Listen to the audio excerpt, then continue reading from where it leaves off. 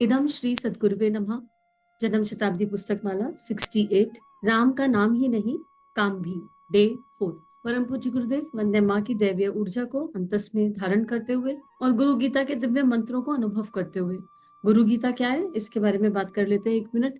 भगवान शिव का माँ पार्वती से संवाद है, जहाँ माँ पार्वती ने भगवान से पूछा कि कोई ऐसा राज बताइए, कोई ऐसी विधा बताइए कि जो धरती पर मानव है वो परेशान है, अगर तो उन्हें रास्ता मिल जाए।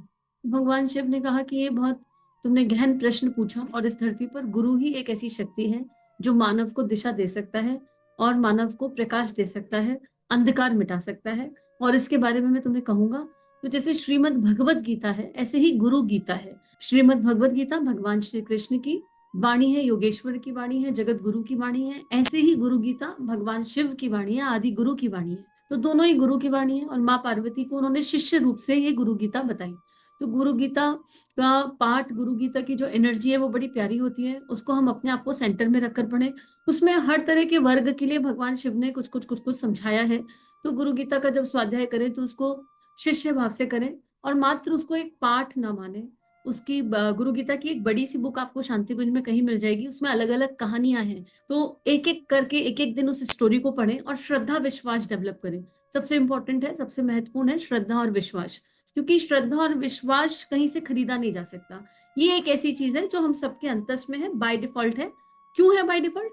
क्योंकि जब हमने जन्म लिया ना, तो श्रद्धा विश्वास के सहारे ही लिया। हमें मानव योनि मिली, तो हमारे कोई हायर सेल्फ थी ऊपर, और उस हायर सेल्फ पर हमको बड़ा भरोसा था, उन पर बहुत विश्वास था कि हम नीचे जाएंगे तो भटकेंगे नहीं, ये हमें संभाल लेंगे। तो श्रद्धा विश्वास बाय डिफॉल्ट हमारा इनबिल्ड हिस्सा है। बस उसको नर्चर करना है, खाद पानी देना है। तो भक्तों की स्टोरी से, संतों की स्टोरी से, ऋषियों की स्टोरी से, गुरु गीता में बड़ी प्यारी प्यारी कहानियां हैं, उनके माध्यम से हम इस श्रद्धा विश्वास को नर्चर कर सकते हैं। जहां श्रद्धा विश्वास होता है वहां जन्म होता है भक्ति का। भक्ति के माता पिता है श्रद्धा विश्वास। और फिर जब भक्ति अपने चरम पर पहुंचती है, जब भक्ति का वो दिव्य भाव अपने चरम पर पहुंचता है, तो फिर जन्म होता है प्रेम और वैराग्य का। अब आप कहेंगे ज्ञान कहाँ है? भक्ति से ज्ञान स्वतः प्रकट हो जाता है। और ये जो स्वाध्याय हम कर रहे हैं, ये जो स्वाध्याय है, ये स्व का अध्ययन, ये आत्मा का जो अध्ययन है, ये हमें उसी भक्ति तत्व के निकट लेकर जाता है। ज्ञान के माध्यम से भक्ति का दरवाजा खटखटाया जा सकता है, और ज्ञान और भक्ति संग संग चलते हैं। तो ये ज्ञान है, ये अर्जित ज्ञान हमें ये समझाता है कि हमें किस रास्ते पर चलना है, और हमारे कारण शरीर का दरवाजा खुल जाता है। पर नींव में श्रद्धा विश्वास है। तो गुरु गीता का बड़ा दिव्य पाठ, और उसको कर पढ़कर देखिए, पढ़ेंगे तो चेतना में अंतर आएगा, परिवर्तन आएगा। और अगर गुरु नहीं है तो गुरु की पुकार के लिए पढ़ सकते हैं। भगवान शिव का और माँ पार्वती का ध्यान करते हुए उसको पढ़ा जा सकता है, और भगवान शिव और माँ पार्वती से प्रार्थना करते हुए पढ़ा जा सकता है कि हम मानव देह में हैं, तो कहीं ना कहीं कोई तो हमारे गुरु होंगे। कौन हमारे गुरु है? हमें हमारे गुरु से मिलवा दीजिए। और ये भी स्मरण रखने योग्य बात है यहाँ पर कि गुरु का चुनाव हम नहीं करते, गुरु हमारा चुनाव करता है। तो अगर आप ये सुन रहे हैं तो गुरु ने आपको चुन लिया है। बस अब जब उन्होंने चुन लिया है तो हम उनके रास्ते पर चले, और हम तर्क ना करें, वितर्क ना करें, उनका कहाँ मानना शुरू करें। कहाँ मानेंगे तो बात समझ में आएगी, अंतस में हिलोरे उठने लगेंगे और वो हमें स्पर्श करेंगे। तो इसी क्रम में परम पूज्य गुरुदेव हमारी आत्मा पर प्रकाश डाल रहे हैं, और आत्मा पर प्रकाश डालते हुए हमें ये समझा रहे थे कि भाई अपने मन को देख लो। राम का नाम किया, लेकिन अगर मैले मन से राम का नाम किया तो क्या फायदा? ये ऐसा है कि भाई नाली में गंगा जल है हमारे पास, बहुत सारा बाल्टी भर के गंगा जल है, बाल्टी भर गंगा जल जाने कितने लोगों को ताड़ सकता है। कहते हैं अंत समय में एक बूंद गंगा जल मुंह में चला जाए तो आत्मा परमात्मा से एक हो जाती है। और बाल्टी भर के गंगा जल जाने कितनों को ताड़ सकता है, और बाल्टी भर गंगा जल से जाने कितना गंगा जल बन सकता है। क्योंकि अगर गंगा जल बनाना हो तो आप एक पात्र में पहले गंगा जल डाल दीजिए, उसके ऊपर नॉर्मल जल डाल दीजिए, तो वो सारा गंगा जल हो जाता है, गंगा जल अगर बनाना हो। लेकिन अगर अगर हम ये कहेंगे हम बाल्टी भर गंगा जल नाली में डालेंगे और कहेंगे नाली पवित्र हो गई, तो बात नहीं बन पाएगी, बात नहीं समझ में नहीं आएगी। ये बात कैसे हो जाएगी भाई नाली पवित्र? हमने नाली को साफ ही नहीं किया, हमने उसकी लिपाई पताई नहीं करी, उसमें से कचरा नहीं हटाया, और हम फिर हम गंगा जल को दोष दें कि ऋषियों ने, संतों ने, मुनियों ने तो ये कहा है गंगा जल में तो बड़ी शक्ति है। गंगा जल की शक्ति तो काम नहीं कर रही। गंगा जल में शक्ति है, पर भगीरथ के विवेक से गंगा नीचे आई है, भगीरथ की तपस्या से गंगा जी नीचे आई है। तो वो तपस्या तो करनी पड़ेगी, वो ऋषियों वाली तपस्या तो करनी पड़ेगी, थोड़ा तो अपने आप को गलना और गलाना भी पड़ेगा। तो गुरुदेव कह रहे हैं मन के अंदर देख लो। और अगर केवल मालदार बनना चाहते हो, केवल लोकेशना के लिए करना चाहते हो, केवल पैसे रुपए के लिए करना चाहते हो, तो फिर गलत जगह हो। ये जगह तुम्हारे लिए नहीं है, फिर ये तुम्हारा टिकट ही गलत हो गया। फिर तुम रावण रावण जपो। बहुत खूबसूरती से गुरुदेव बता रहे थे, अगर तुमको सत्ता चाहिए, तुमको वैभव चाहिए, तुमको ऐश्वर्य चाहिए, तो तुम ऐसे लोगों को ढूंढो जिनके पास था। हिटलर हिटलर करो, बड़ा था हिटलर के पास। जब गया तो अपने दोनों हाथ कब्र से बाहर निकाल के गया। पूछा भाई ये तुम क्यों चाहते हो, ये कैसी अंतिम इच्छा है? तो कहता है बस मैं ये बताना चाहता हूँ कि मैंने पूरा जिंदगी लड़ाई झगड़ा किया, पूरा जिंदगी हाहाकार किया, मारकाट मचाई संग्रह करने के लिए, पर जब अब मैं जा रहा हूँ तो मैं खाली हाथ जा रहा हूँ, मैं कुछ नहीं लेकर जा पा रहा। और जो मैंने कमाया है वो केवल केवल और केवल बुराई कमाई है। मैंने केवल और केवल लोगों की बददुआएं कमाई है जो मेरे साथ जा रही हैं, और वो मेरे अनंत जन्मों तक मेरे मेरे पीछे पड़ी रहेंगी, मुझे खाएंगी। तो ये हिटलर बताना चाहते थे। तो जब के देख ले, हिटलर हिटलर हिटलर, अगर कुछ फायदा हो रहा हो तो हम जब भी किसका कर रहे हैं, हम जिसका भी जब करें, जब कोई भी हो सकता है, निराकार का करें, साकार का करें, ईश्वर का करें या अल्लाह का करें या जीसस का करें या किसी भी धर्म का करें, मैटर नहीं करता, लेकिन जिस देह से जब कर रहे हैं उसको तो साफ करें। ये तो कॉमन पैरामीटर है। हम किसी भी धर्म में हैं, कोई अंतर नहीं पड़ता, हम किसी भी रिलीजन को फॉलो करते हैं, कोई अंतर नहीं पड़ता, लेकिन हर धर्म में सफाई की महत्ता है, हर रिलीजन में सफाई की महत्ता है। कोई भी गंदे घर में तो रहना नहीं चाहता, सबके घरों में किचन है, वो किसी भी धर्म का हो, किसी भी जाति का हो, किसी भी वर्ग का हो। क्या गंदी किचन में खाना बनाते हो? हर कोई कुकर यूज करता है, क्या गंदे कुकर में खाना बनाते हो या कुकर को अंदर से घिसते हो? पहले सीधा सीधा फंडा है। तो ये बेसिक प्रिंसिपल है, ये बेसिक रूल है। तो हमको किसी भी ईश्वर की उपासना करनी है, कोई अंतर नहीं पड़ता नाम में, पर जिस देह से करनी है उस देह में मन है, सबके पास मन है ना, हम सबके पास मन है, एक बराबर है। ये जो मन है ये नहीं देखता कि तुम सिख हो के, ईसाई हो के, हिंदू हो के, मुस्लिम हो, ये सबके पास है और सबकी वोट लगा के रखता है बढ़िया तरीके से, एकदम मजेदार तरीके से, क्योंकि सबके पास भावनाएं भी वही है। ऐसा तो है नहीं कि कोई हिंदू है तो उसके पास हैप्पी भावना होगी और कोई मुस्लिम है तो उसके पास कोई और भावना होगी, भावनाएं भी सारी एक सी हैं। तो भगवान ने तो सब कुछ सिंपल बनाया था, एक सा बनाया था, मानव धर्म और मानव भावनाएं, मानव की भावनाएं, सब कुछ एक था। हमने उसमें बहुत सारे झोल कर दिए। तो अब जिसको जो करना है वो करो। आपको राम करना है राम करो, कृष्ण करना है कृष्ण करो, अल्लाह करना है अल्लाह करो, जीसस करना है जीसस करो, आपको वाहे गुरु करना है वाहे गुरु करो, बहुत बढ़िया बात है। जो भी करो दिल से करो, जो भी करो अब इस मन से करोगे तो इस मन को साफ कर लो। इस मन में जो इतना मैल भर गया है, इस मैल की सफाई का नाम राम है, इस मैल की सफाई का नाम श्याम है, इस मैल की सफाई का नाम राधा है, कृष्ण है, वाहे गुरु है, इस मैल की सफाई का नाम ईश्वर है, अल्लाह है, इस मैल की सफाई का नाम ही भगवान का नाम है, और भगवान का नाम कुछ भी नहीं है। तो क्या हम एज अ मानव पहले इस देह रूपी यंत्र को साफ करने के लिए तैयार है, ताकि हम अपने अपने धर्म के अनुसार ईश्वर का नाम ले सकें? और फिर जिसको ये मानव धर्म समझ में आएगा उसको क्या समझ में आएगा? उसको मानवता समझ में आएगी। और मानवता कहती है मनुष्य धर्म, बस सारे मनुष्यों की सेवा करना ही एकमात्र धर्म है, मानवता एकमात्र धर्म है। और वो कहाँ लेकर जाएगी? वो लेकर जाएगी भारत भूमि की तरफ, देश की तरफ, अखंड भारत की तरफ, तिरंगे की तरफ। क्यों? क्योंकि ये तिरंगा हमारे ऋषियों की धरोहर है। इसलिए इसलिए नहीं कि ये तिरंगा हिंदुओं का है, हिंदुओं का नहीं है, हिंदुस्तानियों का है। हम हिंदुस्तानी हैं। हिंदुस्तानी का मतलब कोई धर्म नहीं है, हिंदू कोई धर्म नहीं है, हिंदू एक अस्तित्व है, हिंदू एक ऊर्जा है। हिंदुत्व क्या है? हिंदुत्व वो है जहाँ पेड़ों की पूजा की जाती है, जहाँ नदियों की पूजा की जाती है, जहाँ नारी को माता समान देखा जाता है, जहाँ पुरुष को पिता समान देखा जाता है। हिंदुओं में पंच तत्वों की वैल्यू है। हम हिंदुत्व को भूल गए, हम पंचतत्व करते हैं और नाली में जाकर कूड़ा बहाते हैं। कौन सी हिंदू हो भाई तुम, नाली में जाकर कूड़ा बहा रहे हो? ये कौन सी हिंदू की डेफिनेशन है? जहां गंगा को माँ कहा जाता है, सरस्वती यमुना को माँ कहा जाता है, वहां जाकर प्लास्टिक का कचरा डाला है और कह रहे हो हम हिंदू हैं? लानत है ऐसे हिंदुओं पर, लानत है ऐसे धर्म को मानने पर। अरे जहाँ पेड़ों की पूजा की जा रही है, वृक्षों की पूजा करते हैं हम, पीपल की पूजा कर रहे हैं हम, ये वृक्ष बायस्ड है या नदियां बायस्ड है? नदियां जब अपना पानी देती हैं तो ये देखती है कि मैं हिंदू को दे रही हूँ कि मुस्लिम को दे रही हूँ कि सिख को दे रही हूँ कि ईसाई को दे रही हूँ? नहीं देखती जी, बिल्कुल नहीं देखती, सबको बराबर देती है। पेड़ जब ऑक्सीजन देखते हैं तो क्या ठप्पा लगाकर देखते हैं, चेक करते हैं किसको दे रहे हैं किसको नहीं दे रहे? नहीं।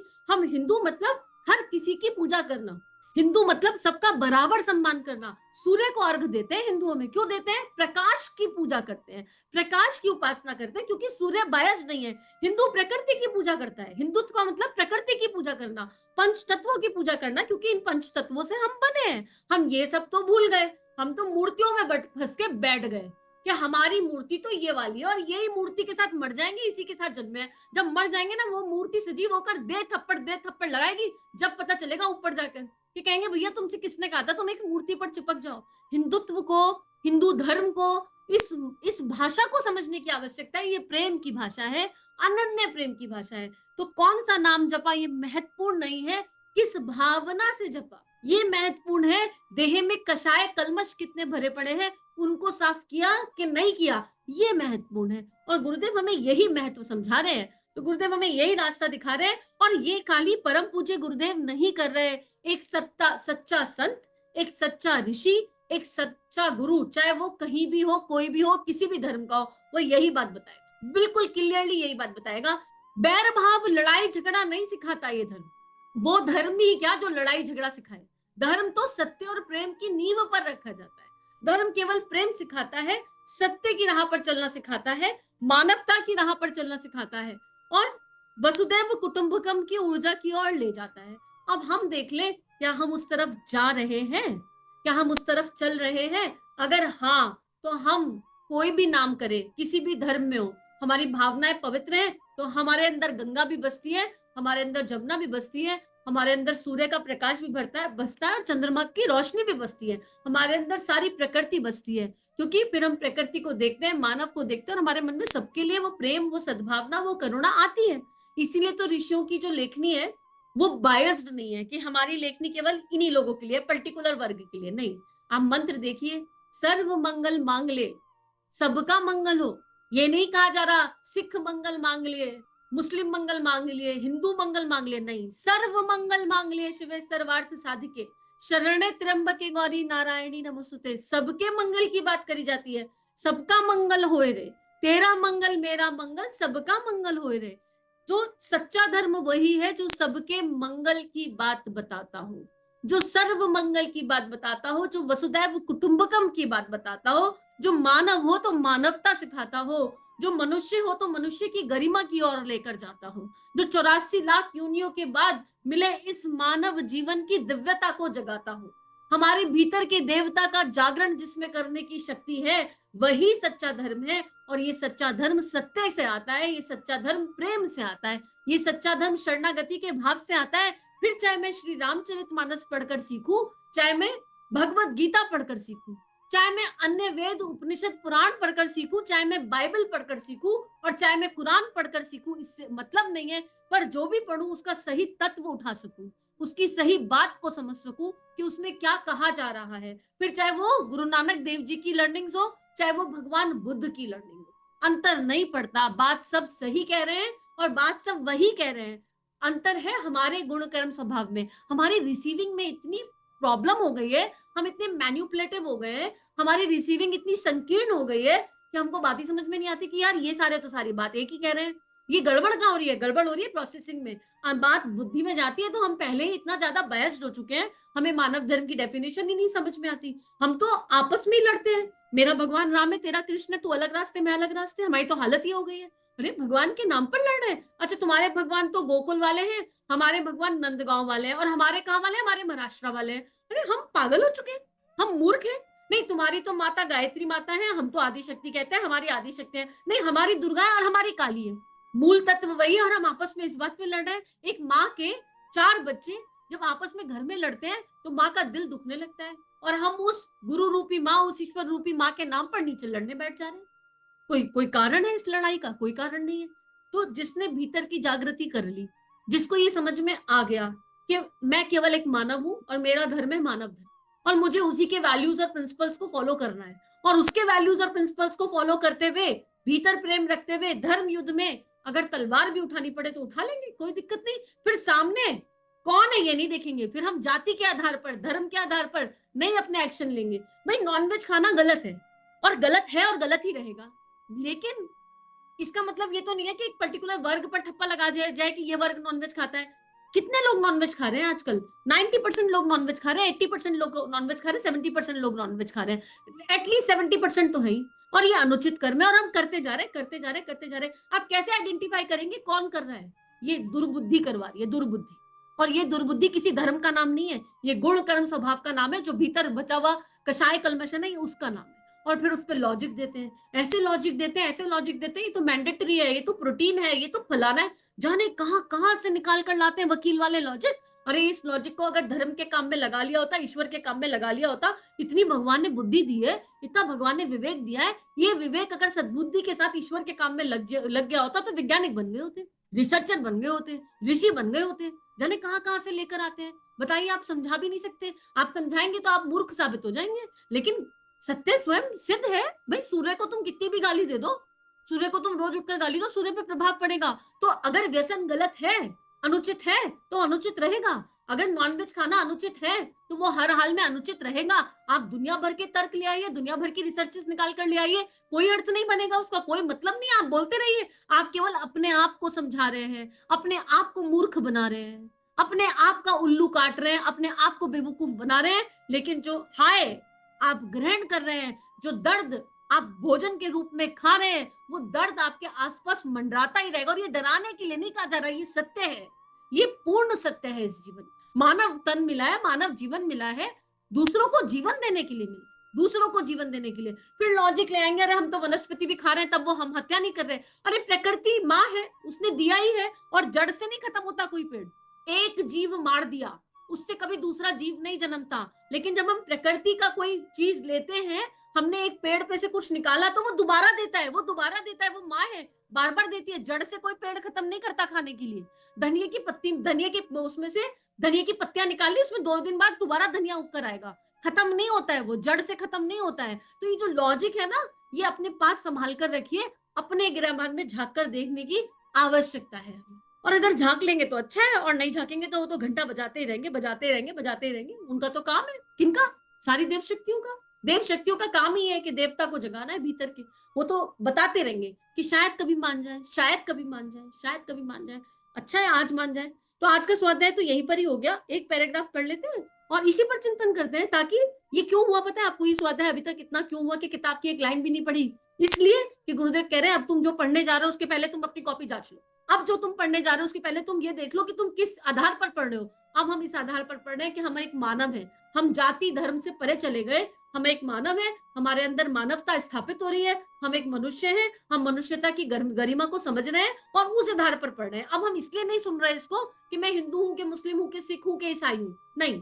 इसलिए भी नहीं सुन रहे कि मैं इस देश का, कि उस देश का, नहीं। इसलिए सुन रहे हैं कि हम एक मानव है, हमें मानव जन्म मिला है, और मानव जन्म मिला है तो निश्चित रूप से महामानव बनने के लिए मिला है, या फिर महामानवों की योजना में काम करने के लिए मिला है। और हम एक महामानव की लेखनी को पढ़ रहे हैं, हम युग दृष्टा की लेखनी को पढ़ रहे हैं। तो युग दृष्टा की लेखनी को पढ़ रहे हैं तो युग निर्माणी बनने की ओर अग्रसर हो रहे हैं। और अगर हम युग निर्माणी बनने की ओर अग्रसर हो रहे हैं तो हमारे सारे मिथ्या भ्रम समाप्त हो जाने चाहिए, पूर्ण रूप से समाप्त हो जाने चाहिए। इसलिए ये आधार तैयार कर दिया आज गुरुदेव ने। और अगर हमें ये आधार समझ में आया तो स्वाध्याय अलग स्टैंडर्ड पर, अलग लेवल पर चला जाएगा। अब गुरुदेव लिख रहे हैं, नाम जप तो रास्ता बदले, नाम जपे तो रास्ता बदले। मित्रों हमारा जो मन है उसे अगर यहाँ वहां जाना हो तो हमें राम नाम के जंजाल में नहीं फंसना चाहिए।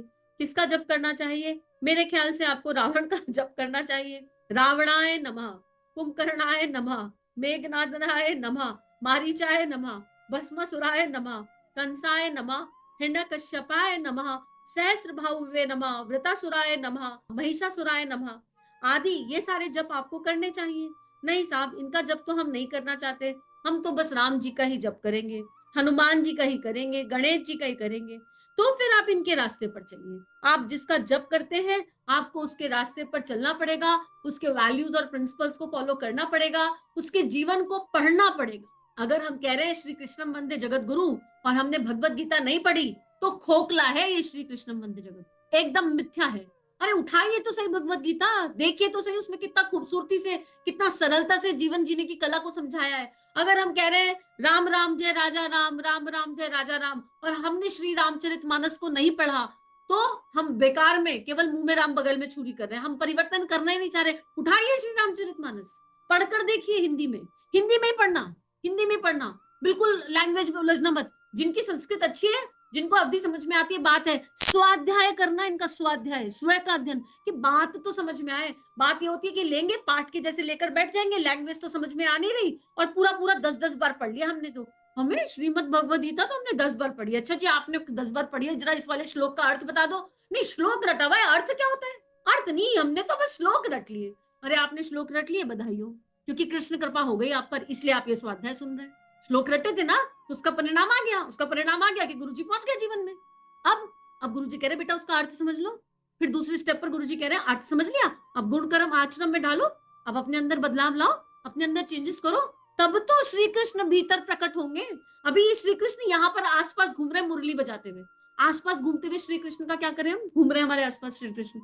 लो अभी घूमने लगे, तुम्हारे राइट में भी कृष्ण है, लेफ्ट में भी कृष्ण है, सामने राम है, पीछे लक्ष्मण जी बैठे, इधर गणेश जी बैठे, सारे भगवान है आसपास घूम रहे। अब मनवा लो इनसे, कोई बात मनवाई जा सके तो। कृष्ण जी अरे आप मेरे राइट में आओ, आओ जल्दी आओ जल्दी आओ, क्या करूं? अरे कृष्ण जी बस आप ही को तो जपा है, हर समय भगवत गीता रटा है, अब मेरी प्रॉब्लम्स का समाधान दो। है बेटा कौन सी प्रॉब्लम? अरे कितनी सारी प्रॉब्लम है, आपको दिख नहीं रही मेरी प्रॉब्लम? इतनी बार मैंने रटा, मेरी बीवी मुझे रोज गाली देती है, मेरा पति रोज शराब पीकर आता है, मेरा बच्चा ऐसा करता है, आपको दिख नहीं रही मेरी प्रॉब्लम? इनका समाधान दो। तो कृष्ण जी मुस्कुरा के कहेंगे और शुरू दूर से श्रीमद् भगवत गीता दिखा देंगे, बेटा ये रे, इसमें सारे समाधान लिख कर गया हूँ, बार बार क्या ही बोलूंगा, इसमें लिखा है, सब पढ़ ले। फिर क्या करेंगे, पढ़ना ही पड़ेगा ना। तो भगवान को मान लिया, भगवान की तो मान ले, भगवान को मानना पर्याप्त नहीं है, भगवान की माननी पड़ेगी। और भगवान की मानने के लिए स्वाध्याय करना पड़ेगा, पढ़ना पड़ेगा। और नहीं पढ़ना चाहते तो फिर करो ओम भस्मासुराय नमः, ओम कंसाय नमः करके देख लो, फिर सारे गुण मिल जाएंगे जहां पर अवेलेबल है, बड़ा मजा आएगा करने में। लेकिन वो तो हमारी आत्मा का प्रकाश देखो कितना जीवंत है। हमें गुरुदेव कह रहे हैं कि तुम सब कुछ कर लो, सारे सारे मंत्र कर लो, तुम भस्मासुर को याद करो चाहे हिरण्यकश्यप को, लेकिन हमारे अंदर कोई है जो जानता है कि ये रास्ता ठीक नहीं है। तो फिर कर्म करते हुए नहीं जान रहे होते, कंस जैसे कर्म कर रहे हैं, दुर्योधन जैसे कर्म कर रहे हैं, उस समय नहीं जान रहे कि ये ठीक नहीं है, ये जो कर रहे हैं उचित नहीं है। भाई भाई से जमीन के लिए लड़ रहा है आपस में दौरानियां जेठानियां चार गोल्ड के एक टुकड़े के लिए लड़ती मरती रहती हैं, तब नहीं जान रहे होते हम कि ये दुर्योधन वाली वृत्ति है, ये नहीं करना चाहिए, नहीं करे इसे। मंत्र के समय तो समझ में आ गया, नहीं नहीं ये वाला मंत्र कैसे कर लेंगे यार, ये तो बहुत ही बड़ी गड़बड़ है। यानी सत्य तो हम सब जानते, आत्मा का प्रकाश हम सबके पास है। अगर इस दुनिया में 10 करोड़ लोग हैं ना, और 10 करोड़ को कहा जाए ये मंत्र कर लो, सारे मना करते, यानी सब जीवंत है, सबके अंदर वो प्रकाश है जिसने ये बता दिया कि ये नहीं करना है। तो एक बार कर्म करते हुए चेक कर लिया करो, कर्म किससे मैच कर रहा है, कुंभकर्ण से मैच कर रहा है कि वृत्रासुर से मैच कर रहा है कि रावण से मैच कर रहा है कि दुर्योधन से मैच कर रहा है, किससे मैच करता हुआ कर्म है? कर्म जैसा होगा ना, मंत्र वैसा ही चल रहा होगा अंदर। तो कर्म करते हुए भी एक चेक लगाने की आवश्यकता है कि इंटेंशन क्या है, इंटेंशन का खेल क्या है, बस सारा खेल इंटेंशन का है। तो बस इतनी बात है कि रास्ता बदलना पड़ेगा, और अगर नहीं बदलेंगे तो जहां खड़े हैं वहीं खड़े रहेंगे, माइनस भी जा सकते हैं, संभावना है कि माइनस में चले जाएं। तो गुरुदेव कह रहे हैं कि अगर आपने रास्ता नहीं बदला तो फिर आपका कुछ नहीं हो सकता, इससे अच्छा तो नाम जप करना बंद कर दो। नहीं, अब हम आपसे प्रॉमिस करते हैं गुरुजी कि हम रास्ता भी सही रखेंगे, पर सही रास्ते पे करते हुए नाम जप कैसे करें ये तो बता दो। जहां जाना चाहते हैं उधर की ओर मुंह कीजिए, आप गुरुदेव बता रहे हैं समाधान, आपको सही रास्ता समझ में आ गया तो आप चलना चाहते हैं तो आप अपना ऑब्जेक्टिव क्लियर कीजिए, जहां जाना चाहते हैं उधर की ओर मुख रखिए। भाई अगर राम की ओर जाना चाहते हैं तो राम जी का जीवन देखें, राम की ओर मुख करें, फिर राम जी का पूरा जीवन देखें, और उन्हीं का तरीका, उनके पद चिन्हों पर चलें। पद चिन्ह पर चलना क्या होता है, जो महामानव है, जो संत हैं, चाहे विवेकानंद हो, चाहे कोई भी संत हो, हम किसी को भी माने, चाहे मीरा जी हो, चाहे तुलसीदास जी हो, चाहे कबीरदास जी हो, जिसको भी फॉलो किया, उनके बारे में पढ़ें, उनके बारे में जाने। बुक्स नहीं मिल रही, यूट्यूब पर सब कुछ अवेलेबल है आजकल, यूट्यूब को थैंक यू डाल दो थोड़ा सा, अच्छा सब कुछ अवेलेबल है, ढूंढ लो जाकर, पूरे पूरे चरित्र मिल जाएंगे, उनको जाने, फिर नोट करें उनके जीवन में और हमारे जीवन में कितनी गैपिंग है, उनके जीवन में और हमारे जीवन में कितनी गैपिंग है, हमें ये खाई पूरी करनी है, हमें ये खाई खत्म करनी है। अगर मुझे कबीरदास जैसा बनना है तो पहले मुझे कबीरदास जी का पूरा जीवन जानना, उस पर रिसर्च करनी है। यूट्यूब पे फालतू चीजें भी तो बहुत देखते हो, कोई ढंग का काम कर लो, कोई ढंग की चीज देख लो, जाने पूरा दिन सोशल मीडिया पे क्या क्या देखते रहते हैं। और कुछ तो इतनी महान हस्तियां हैं कि सोशल मीडिया पर राधा कृष्ण राम जी की रील्स देख देख के खुश होते हैं और कहते हैं हम तो बस उन्हीं की रील्स देख रहे हैं। अरे तो उस रील ने तुम्हें क्या कंट्रीब्यूट कर दिया? उस रील में 2 भजन और एआई की 4-5 इमेजेस थी, और तुमको क्षण भर की शांति मिली उससे। अब जिस रील को देखकर तुमको क्षण भर की शांति मिल रही है और तुम्हारा मन प्रसन्न हो रहा है, अगर उस रील में जो कैरेक्टर्स हैं उनके जीवन चरित्र को पढ़ लिया तो क्या जीवन भर की शांति प्राप्त नहीं हो जाएगी? क्या फायदा पिछली तुमने दिन भर में 50 रील देख ली भगवान की, और उन भगवान की 50 रील को देखकर तुमको कंट्रीब्यूट क्या हुआ? कुछ भी कंट्रीब्यूट नहीं हुआ। हाँ एक चीज हुई, चिंतन टिक रहा है, लेकिन वो चिंतन विचारना नहीं बन रहा है। जिनकी रील हमें सुकून दे देती है, उनका चिंतन, उनका चरित्र, उनको पढ़ना हमारी आत्मा को प्रकाश दे देगा। क्या हमको ये बात समझ में नहीं आती है? इतनी छोटी सी तो बात है। तो अपने समय का सही सदुपयोग करिए, सब कुछ अवेलेबल है, और संत बनने के तरीके पर चलना चाहिए। तो गुरुदेव कह रहे हैं आपको वही तरीका अख्तियार करना पड़ेगा। ढंग बनाते हैं संत का, देखो गुरुदेव आगे लिख रहे हैं कि आप उस और मुंह कर लीजिए, उसी का तरीका अख्तियार कीजिए और उसी ढंग से चलिए। अगर आप सही ढंग से चलेंगे तो आप संत बन जाएंगे, और इसमें फायदा किसका होगा? केवल आपका फायदा होगा और किसी का फायदा नहीं होगा। वाल्मीकि ने ये किया, इसमें फायदा किसका हुआ? वाल्मीकि का फायदा हुआ। आज तक याद करते हैं हम उन्हें, आज तक। ऐसे जो लोग जो इस राह पर चले, आम्रपाली जी, उनका फायदा हो गया, आज तक उन्हें याद करते हैं, उनके एग्जाम्पल दिए जाते हैं, कितनी खूबसूरती से हर समय उनके एग्जाम्पल उठाए जाते हैं। तो गुरुदेव कह रहे हैं, मैं इस जीवन काल में बहुत लोगों को जानता हूँ जिन्होंने अपने जीवन में ये परिवर्तन किए और उसमें लाभ किसी का नहीं हुआ, केवल उन्हीं का लाभ। तो इस स्वाध्याय को, आज इस चिंतन को यहीं पर गुरु चरणों में अर्पित समर्पित करते हैं और अपनी अप्रोच को पूर्ण रूपेण अपनी अप्रोच को बदलते हैं आज। तो सभी को बहुत सारा आभार। और मैं फिर से सबसे कहूंगी, आपका सब्सक्रिप्शन हमारे लिए बहुत महत्वपूर्ण है, बहुत इंपॉर्टेंट है। तो प्लीज चैनल को सब्सक्राइब करिए और आगे वर्ड ऑफ माउथ से इसको लोगों को बताइए। अगर आपने कोई ऑडियो सुना, आपको ऑडियो अच्छा लग गया, आपको अपने जीवन में कोई महत्वपूर्ण परिवर्तन फील हुआ, तो इतने ग्रुप्स हैं, फेसबुक अकाउंट है, इंस्टाग्राम अकाउंट है, सबके पास 100 तरीके हैं टेक्नोलॉजी के। आप केवल अपनी वॉइस से एक छोटा सा ऑडियो कि ये मैंने सुना और इसको सुनकर मुझे अपने भीतर ये परिवर्तन फील हुआ, आप भी सुनिए, आपको परिवर्तन फील होगा। इस तरह वर्ड ऑफ माउथ के माध्यम से इस चैनल के कंटेंट को, क्योंकि ये कंटेंट देवियर संतों का है, ऋषियों का है, we are open to read. हम आज परम पूज्य गुरुदेव की बुक पढ़ रहे हैं, माँ आनंदमयी की बुक आपको मिलेगी, सखियों के शाम भगवान श्री कृष्ण पर आपको मिलेगी। आपको जो अच्छा है ना, जो बहुत दैवीय है, आपको यहाँ सब मिल जाएगा। और इसको लोगों तक पहुंचाइए, क्योंकि ये युग धर्म की डिमांड है। युग धर्म की डिमांड है कि जो हम फैलाएंगे वैसा ही देश बनने लगेगा, वैसे ही लोग बनने लगेंगे। और हम देख रहे हैं कि किस तरह का कंटेंट फैल रहा है, उसमें आप और मेरे जैसे कुछ लोग अगर शरणागति के भाव से केवल एक अभ्यास और प्रयास कर लें और इस कंटेंट को ज्यादा से ज्यादा लोगों तक शेयर करें, तो क्या दुनिया नहीं बदलेगी? बदलेगी। एक के बदलाव से अनेक बदल जाते हैं। तो ये एक प्रार्थना है, सभी से विनम्र प्रार्थना है। और इसे आप प्रार्थना कह लो, इसे आप याचना कह लो, इसे आप कुछ भी कह लो। जब मेरा गुरु मुझसे याचना और प्रार्थना कर सकता है, तो मैं आप लोगों के सामने क्यों नहीं कर सकती? तो बिल्कुल हाथ जोड़कर प्रार्थना है कि सुनिए मत, केवल अगर परिवर्तन अनुभव हुआ तो इसको जन जन तक पहुंचाइए। सभी को प्रणाम। इदम श्री सद्गुरु में नमः। जय हिंद। अगर ये वीडियो आपके लाइफ में बदलाव ला रहे हैं, ये भावनाएं आपके अंतःकरण को स्पर्श कर रही हैं और आपके जीवन में परिवर्तन आ रहा है, तो इन वीडियोस को विश्वव्यापी बना दीजिए। चैनल को लाइक कीजिए, सब्सक्राइब कीजिए और इस कंटेंट को जहाँ जहाँ तक पहुँचा सकते हैं पहुँचा दीजिए, ताकि दिव्य विश्व वसुंधरा जागृत हो सके, ऋषियों की और संतों की लेखनी सभी के अंतःकरण बदल सके। जय हिंद, जय भारत।